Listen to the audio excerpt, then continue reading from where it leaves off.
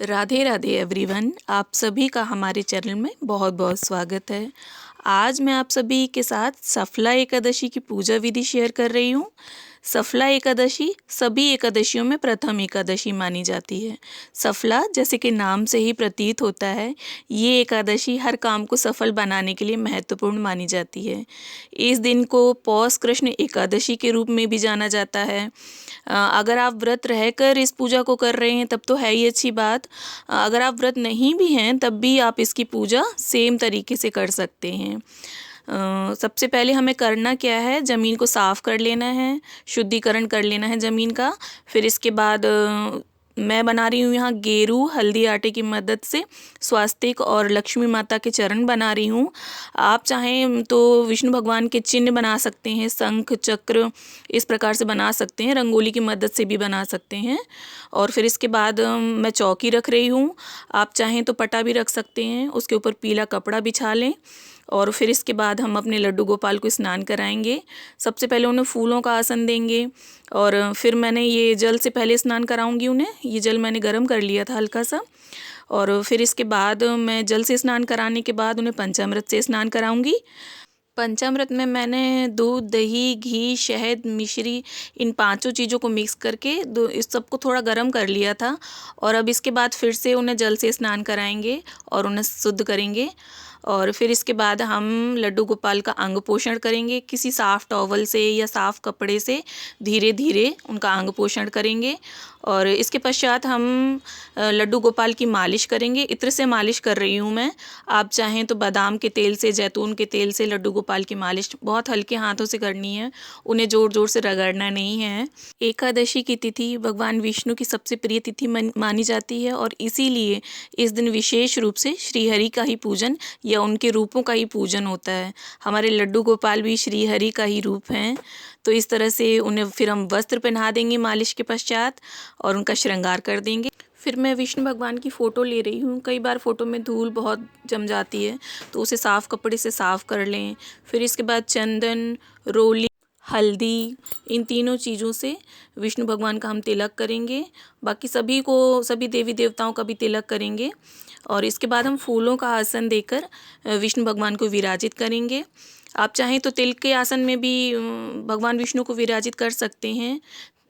हमें चावलों का यूज़ नहीं करना होता है आज के दिन। एकादशी पर चावलों का यूज़ निषेध माना जाता है। फिर हम लड्डू गोपाल को भी हल्दी, चंदन, रोली से तिलक कर देंगे और फूलों का आसन देकर लड्डू गोपाल को भी विराजित कर देंगे। मैं इस प्रकार से ये एकादशी की कथा पुस्तिका ले रही हूँ, उसको भी साफ़ कपड़े से पोंछ लें। और श्री कृष्ण भगवान का, गौ माता का, बछड़े का, इन तीनों का भी हम हल्दी, रोली, चंदन से तिलक कर देंगे। अगर आपके पास गौ माता की और बछड़े की मूर्ति है तो आप उसे विराजित करें। आज के दिन गौ माता का और तुलसी पूजा का विशेष महत्व होता है। इसके बाद हम भाव वस्त्र रूपी कलावा भगवान विष्णु को इत्र लगाकर अर्पित करेंगे। और इसके बाद हम लड्डू गोपाल को भी भाव वस्त्र रूपी कलावा इत्र लगाकर अर्पित करेंगे। कथा पुस्तिका पर भी इत्र लगाकर कलावे को अर्पित करेंगे। अगर आप एकादशी का व्रत रह रहे हैं तो कथा पुस्तिका भी पढ़ें और कथा पुस्तिका का पूजन भी करें। ये पुस्तिका में सभी एकादशियों की अलग अलग कथा है। जिस भी एकादशी की का व्रत आप रह रहे हैं उस एकादशी की कथा को पढ़ें। फिर मैंने ये फूलों का हार अर्पित किया है, पीले फूलों का हार है। आपको जो फूल मिल जाए, हार मिल जाए, आप वैसे पूजा कर सकते हैं या बिना फूलों के भी पूजन किया जा सकता है। फिर ये देखिए, हमें इस प्रकार से दीपक का भी पूजन कर लेना है चंदन, हल्दी, रोली से। और फिर दीपक को प्रज्वलित कर लेना है। फिर इसके पश्चात मैं तिल अर्पित कर रही हूँ भगवान विष्णु को, लड्डू गोपाल को, कृष्ण भगवान को और दीपक पर भी तिल अर्पित कर रही हूँ। फिर इसके बाद हमें गरुण देव का भी पूजन आज के दिन ज़रूर से करना होता है। तो मैं यहाँ गरुण देव को पहले स्नान करा रही हूँ, फिर उन्हें फूलों का आसन देकर विराजित कर रही हूँ। फिर उन्हें भी हल्दी, रोली, चंदन इन तीनों चीज़ों से तिलक करके भाव वस्त्र रूपी मोली अर्पित कर रही हूँ, फूल अर्पित कर रही हूँ।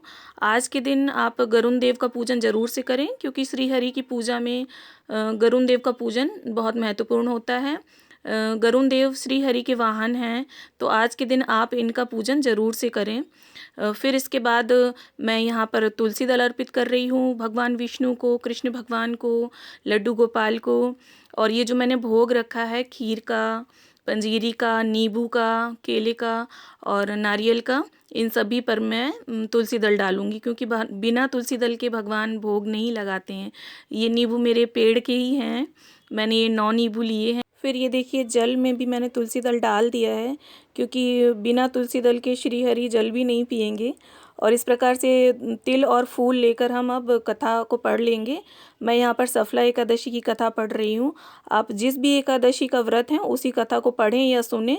और इसके बाद हम ये जो तिल और फूल हैं वो विष्णु भगवान के समक्ष अर्पित कर देंगे और दक्षिणा भी अर्पित कर देंगे। जितना आपका सामर्थ्य है उस हिसाब से आप दक्षिणा अर्पित करें। और फिर इसके बाद हम धूप दीप दिखाएंगे श्री हरि को, उनकी आरती करेंगे। और ये आरती करने के बाद हमारी पूजा कंप्लीट हो जाएगी। और फिर इसके बाद ये आचमनी करेंगे, हम शुद्धिकरण करेंगे। इस प्रकार से 3 बार जल की फेरी देंगे और इसके बाद हमारी पूजा कंप्लीट हो जाएगी। ये एकादशी सफला एकादशी में विशेष रूप से नारियल नींबू का भोग आप ज़रूर से लगाएं, क्योंकि आज के दिन नारियल और नींबू चढ़ाने का विशेष महत्व है। और कई जगह ऐसा होता है 16 चीज़ें चढ़ाई जाती हैं भोग में, तो जैसा आपके यहाँ कस्टम है उस हिसाब से आप कर सकते हैं। बाकी भगवान तो भाव के ही भूखे हैं। वीडियो अच्छा लगा हो तो लाइक करें, फ्रेंड्स एंड फैमिली मेम्बर्स के साथ शेयर करें, चैनल को सब्सक्राइब करें। Thanks for watching.